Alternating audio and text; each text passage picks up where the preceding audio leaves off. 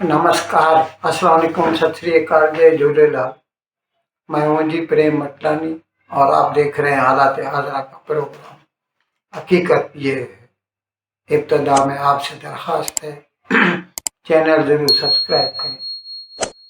दोस्तों, आजकल पाकिस्तान के साथ भारत की कन्फ्रंटेशन है और उसकी वजह 22 अप्रैल को पहलगाम में जो पाकिस्तानी दहशतगर्दों ने निहत्थे लोगों का कत्लेआम किया, वो है वजह। अब मैं थोड़ा पाकिस्तान की अंदरूनी सूरत हाल के बारे में आपको बता रहा हूँ। शुरू से लेके 1947 में जब से पाकिस्तान बना, तब से लेके पंजाब, क्योंकि पंजाब का पाकिस्तान की मिलिट्री में और पाकिस्तान की ब्यूरोक्रेसी में बहुत बड़ा हाथ है। तो यूं समझ लीजिए कि by virtue of their majority in army and bureaucracy they have been ruling Pakistan शुरू से लेके। और उसकी वजह से 71 में उन्होंने कानूनी तौर पर मुंतखब की हुई अवामी लीग की सरकार को पावर मुंतकिल करने से इनकार कर दिया, जिसके बाद ये जंग हुई 71 की और ईस्ट पाकिस्तान बन गया बांग्लादेश। लेकिन उसके बावजूद पंजाब ने अपना सबक नहीं सीखा, वही राग अलापता रहा और सिर्फ इस्लाम के बुनियाद पर दूसरे छोटे सूबों का इस्तेहसाल, एक्सप्लॉयटेशन करता रहा, और जो कि आज तक जारी है।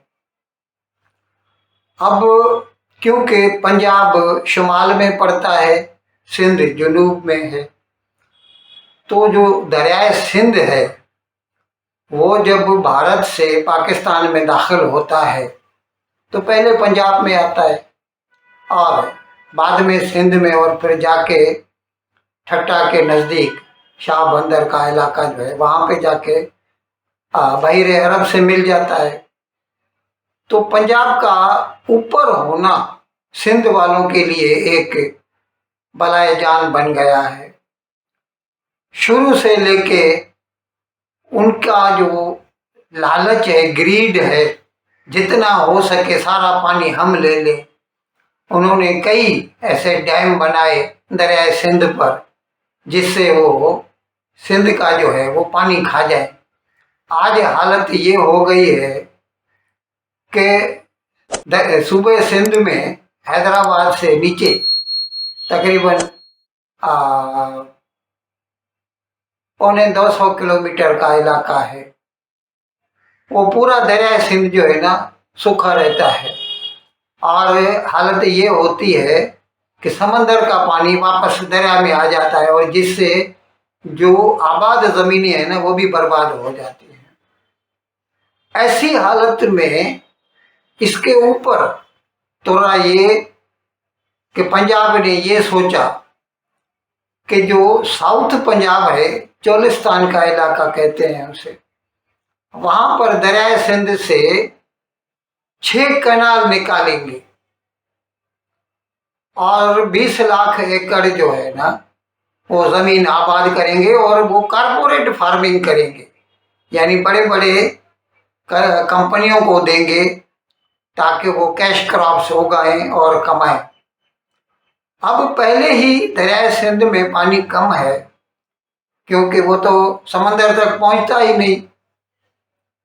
उसके ऊपर ये 6 कैनाल अगर बन जाते तो फिर तो पूरे का पूरा सूबा सिंध जो है ना एक रेगिस्तान बन जाता।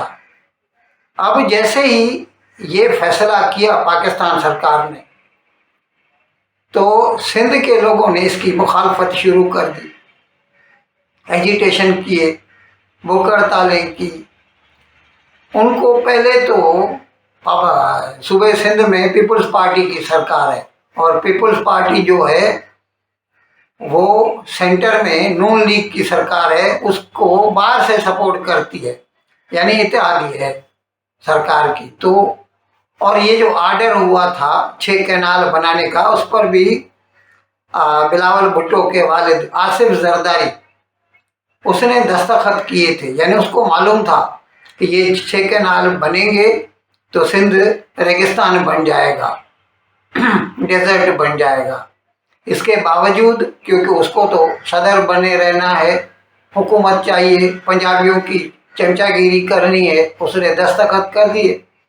अब पिछले 6 माह से ये हलचल चल रही थी सिंध में, और ताज़ा ताज़ा उसमें ज़्यादा तेज़ी आ गई जब वकील और दूसरे प्रोफेशनल्स भी इसमें शामिल हो गए।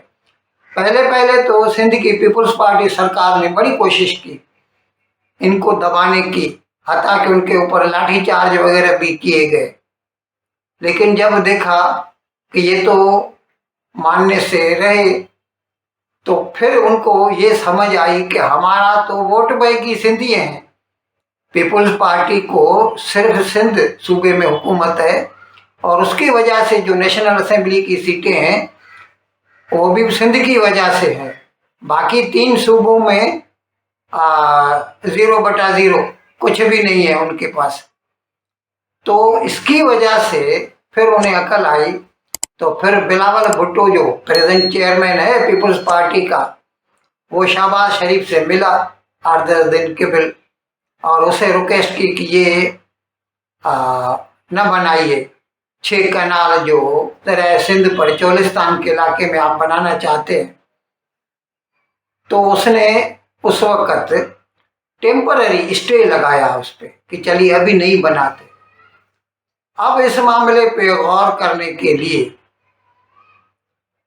कल पाकिस्तान सरकार ने काउंसिल ऑफ कॉमन इंटरेस्ट, यूँ समझ लीजिए, क्योंकि पाकिस्तान एक वफाक है, 4 सूबे हैं, तो सारे सूबों की जो सेंसिटिविटीज़ हैं उनको ध्यान में रख के फैसले लेने चाहिए। इसके लिए CCI है पाकिस्तान में, काउंसिल ऑफ कॉमन इंटरेस्ट। उसकी एक मीटिंग बुलाई गई और उसमें ये मसला उनके सामने रखा गया कि सिंध इसके खिलाफ है। अच्छा, मैं ये भी आपको बता दूं, वैसे तो हकीकत में अभी तो ये इनफ्रैक्चुअस हो चुका है ये मसला, क्योंकि भारत ने तो सीधा सीधा जवाब दे दिया है, ये इंडस वाटर ट्रीटी हम सस्पेंड कर रहे हैं। यानी अभी पाकिस्तान को जितना पहले अंदाजा था 80% उसको मिलता था झेलम, चनाब और दरिया सिंध में से, तो ये दरिया सिंध का भी 80% पानी पाकिस्तान को मिलता था। अब उसमें से कितना मिलेगा ये भारत फैसला करेगा। हकीकत में अभी तो उसका भी कोई यकीनी तौर पर कह नहीं सकते कि कितना पानी आएगा भारत से, लेकिन जो भी आएगा उसके लिए, अच्छा इससे पहले ही जैसे भारत और पाकिस्तान के बीच में IWT है, इंडस वाटर ट्रीटी है, सिंतास मुआहदा है, इसी तरह सूबों के बीच में पानी के बंटवारे को लेकर जो है उसको वो कहते हैं वाटर अपोर्शनमेंट अकॉर्ड, ये 1991 में किया गया था, और जिसमें ये फैसला किया गया था कि किस सूबे को कितना पानी मिलेगा। ये वहाँ की जो ज़मीनें हैं, उनकी जो ज़रूरियात हैं, उसकी मतलब ज़रूरियात को मद्देनज़र रख के ये फैसला किया गया। तो अभी ये इसके लिए कल CCI ने, काउंसिल ऑफ कॉमन इंटरेस्ट ने ये फैसला किया कि अभी तो हम ये जो फैसला है 6 कैनाल बनाने का, इसको मनसूख कर रहे हैं, टोटली कैंसिल। और अभी इसके लिए एक टेक्निकल कमेटी बिठाएंगे जो ये फैसला करेगी, ये दोनों, एक इंडस वाटर ट्रीटी और दूसरा ये जो वाटर अपोर्शनमेंट अकॉर्ड है 1991 का, दोनों को सामने रख के और ये फैसला करेंगे कि सिंध को या दूसरे सूबों को भी कितना पानी देना चाहिए। लेकिन मैं फिर से वही कह रहा हूँ कि पंजाब की ये जो लालच है ना, ये खुदगर्जी है, ये पहले 24 साल में पाकिस्तान के हाथ से उसका ईस्टर्न विंग छीना जा चुका है, अलग मुल्क बन गया है। आज भी आप देखें तो छोटे सूबे जो तीनों हैं ना, वो पंजाब से नाराज हैं, चाहे KPK हो, खैबर पख्तूनख्वा, बलूचिस्तान में तो हर रोज हमले हो रहे हैं। कल भी KPK में एक जगह पे टीटीपी वालों, तहरीक तालिबान पाकिस्तान वालों ने हमला किया, कुछ 11-12 जो सिपाही थे फौज के उनको कत्ल कर दिया। तो ये तीनों सूबों में मरकजी सरकार यानी पंजाब के खिलाफ एक गुस्सा और गम की लहर है। अब अगर उसके ऊपर ये उनके जो जेन्युइन डिमांड्स हैं उनको भी एड्रेस नहीं करेंगे तो हम तो क्या हो, कुछ हमारी कोई वैल्यू नहीं है कहने की। लेकिन खुदा न खास्ता ऐसा वो जो 52-53 साल पहले तारीख अपना फैसला सुना चुकी है उसको फिर से दोहरा भी सकती है।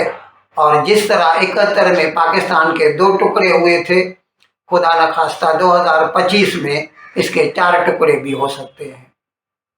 इन अल्फाज के साथ आज का प्रोग्राम ख़त्म करने की आपसे इजाज़त चाहता हूँ, लेकिन विदाई लेने से पहले एक मरतबा फिर आपसे मेरी दरख्वास्त है कि जिस किसी साहब या साहबा ने अब तक हमारे इस चैनल को सब्सक्राइब नहीं किया, अज़राए करम इसको जल्द से जल्द सब्सक्राइब करें, प्रोग्राम को लाइक करें, शेयर करें और घंटी का बटन दबाना न भूलें। बहुत बहुत शुक्रिया। खुदा हाफ़िज़।